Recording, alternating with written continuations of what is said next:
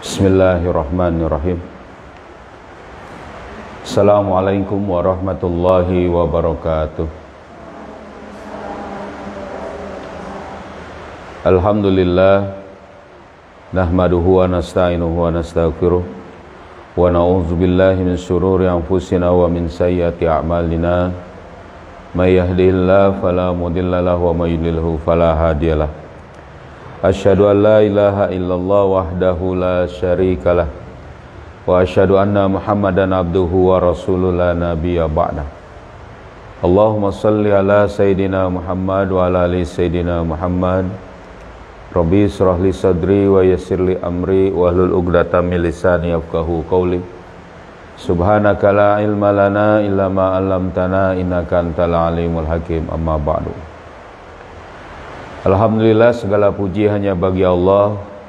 Salawat serta salam semoga selalu tercurah kepada junjungan kita Nabi Muhammad sallallahu alaihi wasallam serta keluarganya, sahabatnya dan juga para pengikutnya yang setia dengan ajarannya hingga akhir zaman.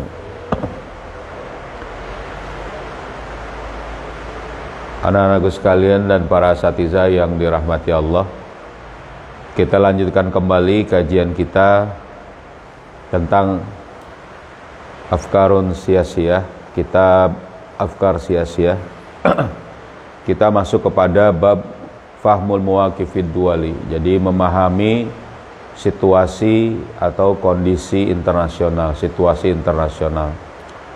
Jadi sebelumnya kita bahas bahwa dalam interaksi, dalam memahami situasi internasional, kita harus memperhatikan interaksi hubungan antar negara yang itu adalah negara-negara yang memiliki pengaruh, negara-negara yang menjadi subjek dari perpolitikan internasional. Jadi pengaruh negara tadi adalah berdasarkan kekuatan dari negara tersebut. Kekuatan ini bisa jadi tumbuh karena memang kekuatan negara itu terus-menerus menjadi kekuatan yang akhirnya disegani ya, dengan kondisi kekuatan yang berdasarkan kekuatan militernya ya, nanti juga dijelaskan tentang militer, kekuatan persenjataannya. Itu pun adalah merupakan satu yang bisa menjadi interaksi hubungan antar negara itu menjadi berubah karena adanya kekuatan yang muncul. Bisa jadi kekuatan yang muncul itu disebabkan karena perang, pengaruh tadi karena peperangan. Ada negara yang menang, ada negara yang kalah. Nah, negara yang menang ini tentu akan menguasai ya terhadap negara-negara yang kalah. Nah, disinilah kemudian situasi kondisi internasional itu akan berubah. Dan kenapa kita kaum muslimin harus memperhatikan kondisi internasional itu? Karena itu adalah bagian dari politik luar negeri. Dan politik luar negeri itu adalah bagian terpenting dari bagaimana politik itu sendiri. Dan seorang mukmin itu harus memahami tentang politik itu semuanya, baik dalam negeri ataupun luar negeri. Kenapa? Karena ini adalah bagian yang diperintahkan oleh Allah. Jadi memahami politik ini adalah bagian dari kewajiban, bahkan termasuk yang harusnya juga diperhatikan oleh kaum muslimin. Sebagaimana Rasulullah SAW ya menyuruh para sahabat ya dengan tuntunan wahyu untuk memperhatikan bagaimana kondisi interaksi internasional yang saat itu terjadi antara negara Romawi ya dan juga Persia. Pada saat itu Rasulullah baru berdakwah di Mekah, baru beberapa orang saja. Belum kokoh pun beberapa orang-orang yang masuk Islam. Tapi Rasul sudah diajarkan oleh Allah untuk melihat bagaimana Romawi dan Persia yang berperang, lalu kemudian nanti akan ada pelajaran tentu dari memahami politik internasional itu. Terhadap apa? Terhadap kaum muslimin sendiri. Nah, setelah kita bahas itu, kita akan membahas di sini berikutnya itu adalah wal quwwatud daulah, kekuatan negara tadi la tanhasiru fi quwwatihal askariyah. Nah, jadi kekuatan negara yang nanti bisa berpengaruh dalam situasi internasional itu tidak terbatas pada kekuatan militer. Jadi kekuatan pasukan, bukan. Jadi tidak terbatas hanya itu. Akan tetapi wa innama ya tasmulu jami'at taqati wal qudratil madiyati wal fikriyati wal ma'nawiyati allati tastati'ud dawlatu ta'bi'atuha ya wa hasyadaha kharajal hududiha. Nah, jadi akan tetapi itu adalah juga mencakup seluruh potensi ya dan juga kemampuan secara materi. Jadi negara-negara internasional itu harus memahami ya, harus memiliki potensi secara madiyah, secara materi di situ. Jadi sumber daya alam ya, kekayaan negara tadi itu harus betul-betul juga mumpuni, harus juga mencukupi. Nah, Indonesia, negara-negara, negeri-negeri kaum muslimin itu banyak sumber daya alamnya. Banyak sekali kemudian kekayaan materi yang bisa membangkitkan mereka dan bisa berpengaruh. Nah, jadi kekayaan atau kekuatan, kemampuan materi ini adalah juga menambah aspek yang bisa membuat satu negara itu berpengaruh dalam interaksi internasional.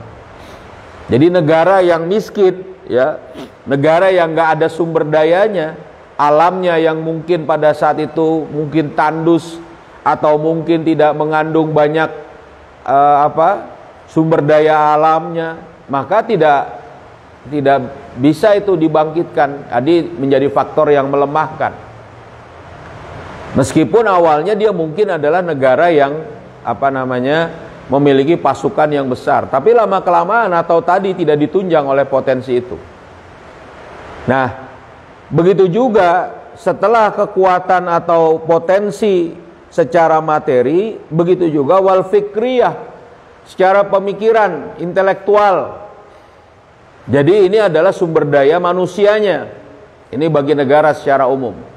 Jadi secara materi dia punya, secara intelektual rakyatnya, pejabatnya, elitnya itu pinter-pinter, nggak blow-on, nggak pelanga-pelongo, nggak ngerti apa-apa. Ya, contoh misalnya yang kita bahas atau yang kita hadapi sekarang misalnya.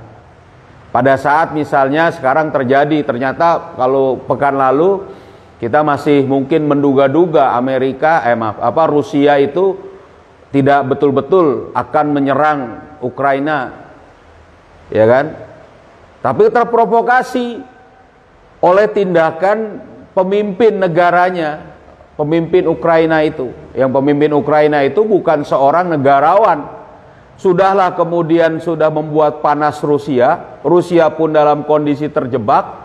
Kalau dia biarkan Ukraina ini masuk ke NATO, dia akan juga jadi susah. Kalau dia biarkan misalnya pemimpin Ukraina itu ingin menjadi antek Amerika, dia pun akan tentu menjadi susah, ya. Maka dia harus tundukkan.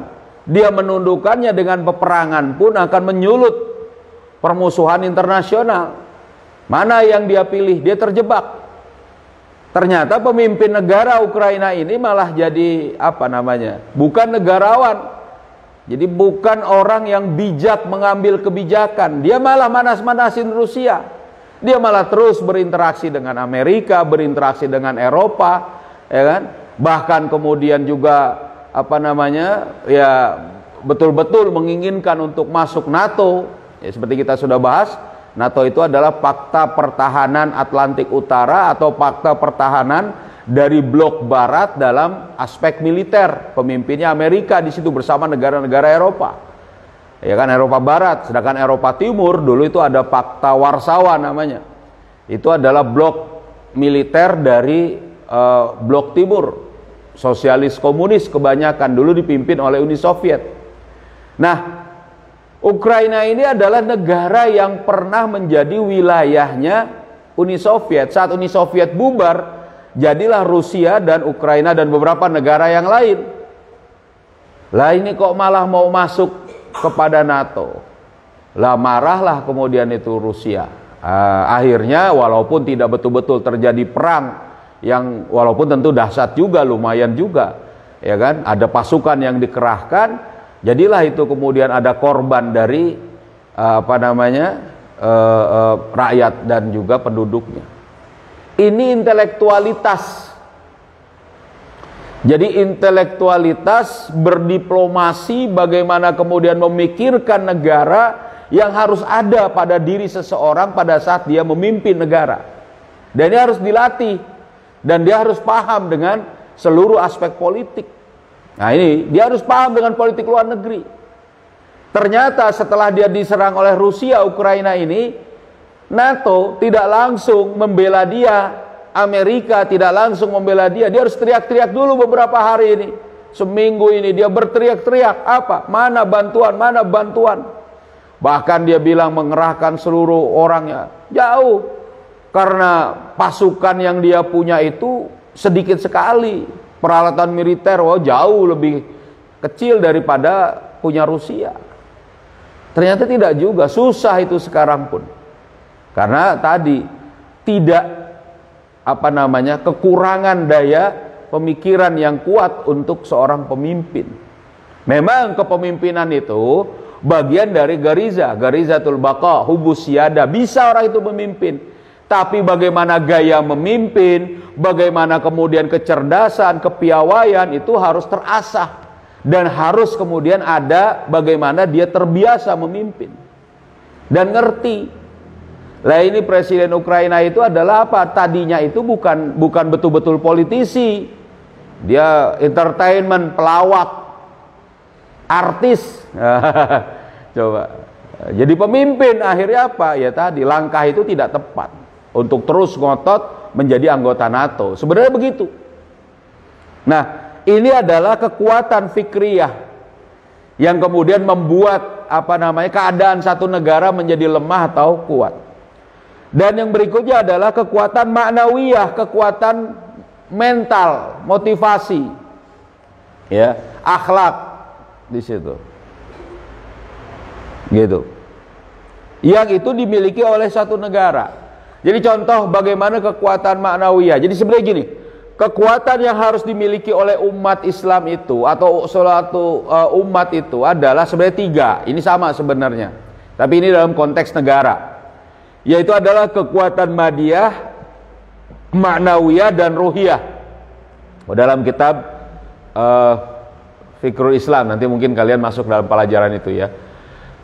Itu nanti ada kekuatan madiyah, maknawiyah, dan ruhiyah.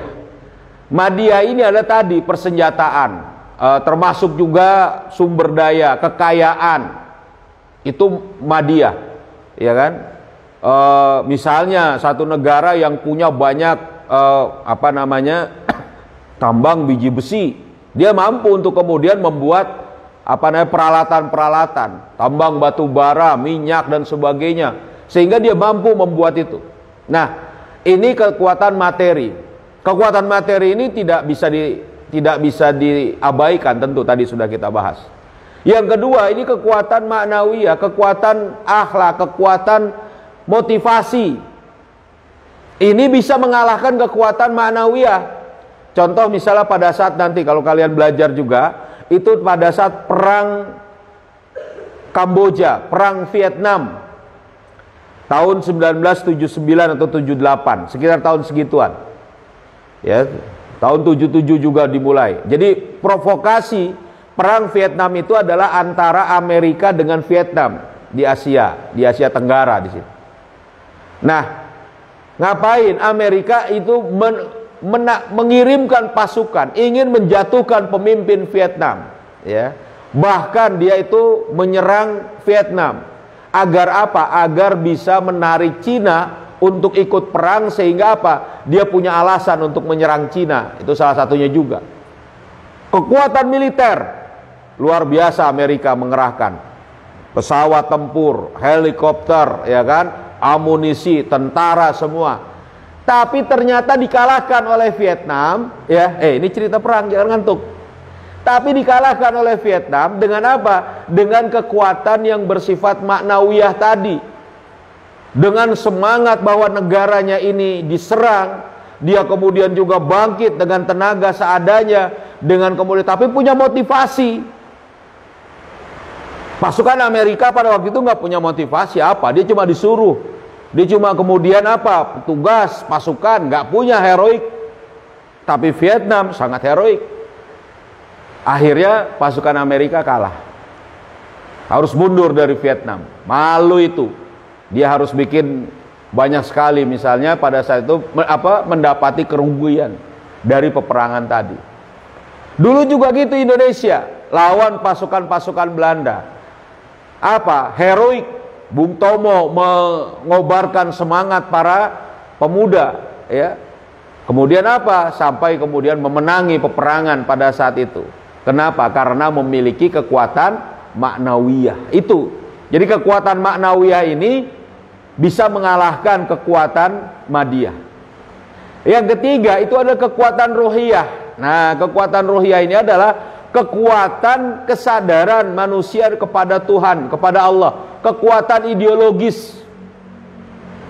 Nah, ini kaum muslimin nggak dikalahkan, nggak bisa terkalahkan kecuali dengan cara yang sebenarnya mereka sangat keji dan curang. Kalau perang lawan depan dengan depan, orang Islam itu nggak akan kalah.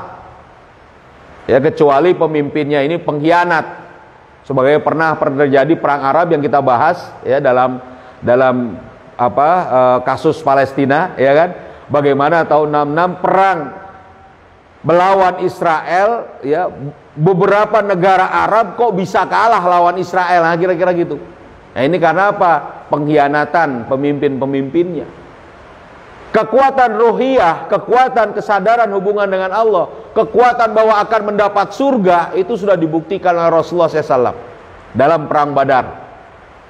300 orang mengalahkan 1000 orang dengan pasukan yang lengkap mereka pusuhnya, tapi dimenangkan oleh Allah. Tapi kaum muslimin juga mampu membuat strategi yang mantap, ya, dan menang. Ini apa? Kekuatan yang bersifat tadi ruhiyah. Nah, dalam konteks negara, inilah yang disebut juga dengan kekuatan. Untuk sampai kepada kekuatan ini, kekuatan ruhiyah ini tentu adalah kekuatan pemikiran intelektual. Tingkatan yang tertingginya lagi tadi berpikir secara politis. Nah, kalian ini pada saat membahas tentang masalah politik, gimana? Untuk memahami tadi, untuk membangkitkan tadi kekuatan intelektual apabila nanti kita menjadi apa? Pemimpin negara. Paham gak? Kalian harus ngerti, berarti apa? Ini masalahnya apa? Berpikir ideologis, ini urusannya apa? Ini kemudian bagaimana langkahnya? Paham gak? Jadi jangan seperti misalnya tadi pemimpin Ukraina misalnya, tahu Amerika lagi marah-marah, ya kan? Bukan marah-marah, lagi berkonflik dengan Rusia. Tahu Rusia lagi marah-marah, bagaimana kemudian bisa jadi ini ancaman buat dia. Dia malah ngotot terus-menerus, memprovokasi seolah-olah ikut kepada Amerika. Marahlah dia. Gitu. Nah, jadi kekuatan yang dibutuhkan oleh negara selain dari kekuatan bersifat militer itu adalah kekuatan madiyah, fikriyah, dan juga maknawiyah. Yang ini mampu oleh negara untuk bagaimana? Ya. Ta'biyatuha, untuk bisa mempersiapkan. Ya. Jadi ta'biyatuha itu mempersiapkan tentara, pasukan. Ya. Wahasyadaha, dan juga mengerahkan. Dari apa? Dari kekuatan tadi, dari hanya kepada militer yang dia punya, kemana? Ya, kharaja hududiha, kepada di luar dari batas, ya, batas kemampuannya, batas negaranya, ya. Jadi di luar dari batasnya sendiri. Jadi kalau dia punya pemikiran secara ruhiyah, maknawiyah, maka mampu dia itu apa? Menggerakkan, menggelorakan. Orang berani-berani mati jadinya itu. Pasukan berarti hebat. Potensi bisa kemudian dia kerahkan. Ini yang kemudian harusnya ada pada diri seorang pemimpin. Kekuatan-kekuatan ini harus dia pahami. Nah, jadi tidak sebatas hanya masalah kekuatan tadi, gitu ya. Nah, apa kekuatan yang kemudian mampu secara fikriyah tadi? Fahiya tasmulul mabda. Ya, yaitu adalah juga mencakup ideologi. Ya. Jadi ideologi di situ tadi seperti kita jelaskan. Jadi kekuatan fikriyah ini harus menjadikan mabda sebagai qiyadah fikriyah. Kepemimpinan ideologisnya, kepemimpinan berfikirnya. Ini satu negara penting. Jadi ngerti dia mana yang harusnya dia lakukan. Langkah apa yang dia harus kerjakan. Ya. Ini yang terjadi harusnya tadi. Atau ar-risalah, ya, awi risalatal alamiyah allati tahmiluha daulatu risalatan lil alami. Atau seruan, misi, risalah, ya. Misi-misi politik, seruan-seruan politik. Ya. Ini kok jadi seruan-seruan politik, ya, yang itu diemban oleh satu negara menjadi misi atau seruan kepada seluruh penjuru dunia, dan ini akan didengar. Indonesia kemarin sudah mengupayakan. Jadi pada saat perang Ukraina ini, ya, Presiden Jokowi lalu kemudian menyerukan kepada Rusia dan Ukraina ini untuk menghentikan perang. Tapi nggak didengar oleh Ukraina dan Rusia. Kenapa? Karena kita nggak punya kekuatan. Nah, nanti kayak gitu tuh. Jadi seruan, risalah, misi yang kemudian diucapkan, yang dikirim, yang dilakukan oleh satu negara, kalau itu berdasarkan ideologi, itu akan diterima, akan dipertimbangkan oleh negara-negara yang lain. Wibawa ada di situ. Paham nggak? Ini yang sebenarnya menjadi kekuatan negara tadi untuk bisa berkiprah dalam situasi kondisi internasional. Ya. Sebagaimana kama tasmulul quwwatal askariyata wa quwwatal iktisadiyata, ya, wal maharata fil a'mali siyasiyati wal hinkati fi diplomasiyah. Nah, sebagaimana dalam kekuatan ini, ya, kekuatan untuk kemudian menyampaikan misi risalah tadi, ini juga mencakup kekuatan militer, ya tadi ya, ini mengulangi lagi, kekuatan ekonomi tadi secara materi, iktisadiyah, ya, wal maharah, keahlian tadi intelektual, keahlian politik, ngerti mana langkah politik yang paling tepat, ya, dalam apa? Dalam segala aktivitas politik, fil a'mali siyasiyah wal hinkati fi diplomasiyah, dan juga dalam kebijaksanaan, ya, artinya kearifan, hinkati fi diplomasiyah, dalam berdiplomasi. Jadi ngerti dia. Misalnya tadi, tahu misalnya Rusia sedang marah-marah, tahu Rusia sedang ngamuk kalau Ukraina ini bergabung dengan NATO, dia malah kemudian terus memprovokasi. Ya, marahlah dia. Rusia terjebak, sekalianlah. Nah, ini sekarang sudah terjadi akhirnya. Nah, kita masih lihat di sini, apakah betul-betul segera berakhir, ya, Rusia langsung membuat satu arahan, turunkan, ganti ini presidennya, supaya apa? Tidak berpro kepada Amerika dan Eropa, harus kemudian menjadi antek dia. Nah ini dia. Jadi itulah yang dibutuhkan, kekuatan agar satu negara mampu menjadi negara yang apa? Berpengaruh dalam kondisi politik internasional atau dalam situasi internasional. Berarti negara kita ini harus gimana? Ya harus kuat. Tapi kalau negara kita masih ngutang ke sana kemari, ya kan?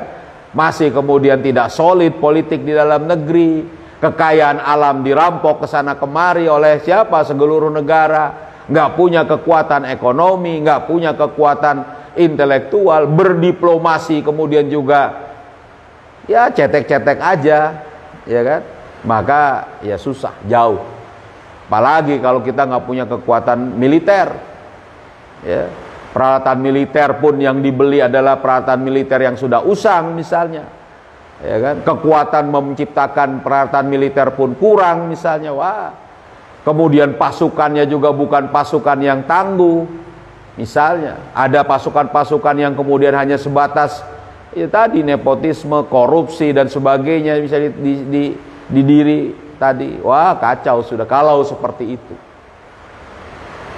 Nah jadi kalau kita mau kemudian dibahas di sini kekuatan, memahami tentang situasi internasional, kekuatan-kekuatan tadi itu harus dimiliki.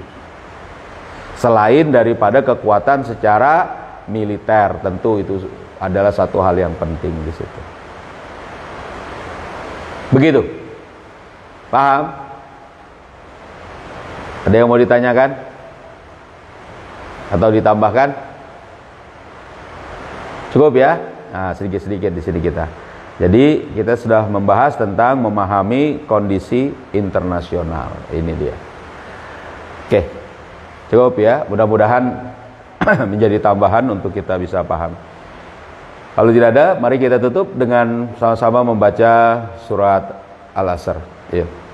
Bismillahirrahmanirrahim. Wal asri innal insana lafi khusrin illalladzina amanu wa amilus solihati wa tawasau bil haqqi wa tawasau bis sabr. Subhanakallahumma wa bihamdika asyhadu an la ilaha illa anta astaghfiruka wa atubu ilaik. Assalamualaikum warahmatullahi wabarakatuh. Allahumma salli ala sayyidina Muhammadin tibbil qulubi wa dawaiha wa afiyatil abadani wa shifaiha wa nuril absari wa diyaiha wa ala alihi wa sahbihi wa sallim. Allahumma salli ala sayyidina Muhammadin tibbil qulubi wa dawaiha wal afiyatil abadani wa shifaiha wa nuril absari wa diyaiha wa ala alihi wa sahbihi wa sallim. Allahumma salli ala sayyidina Muhammadin tibbil qulubi wa dawaiha wal afiyatil abadani wa shifaiha wa nuril absari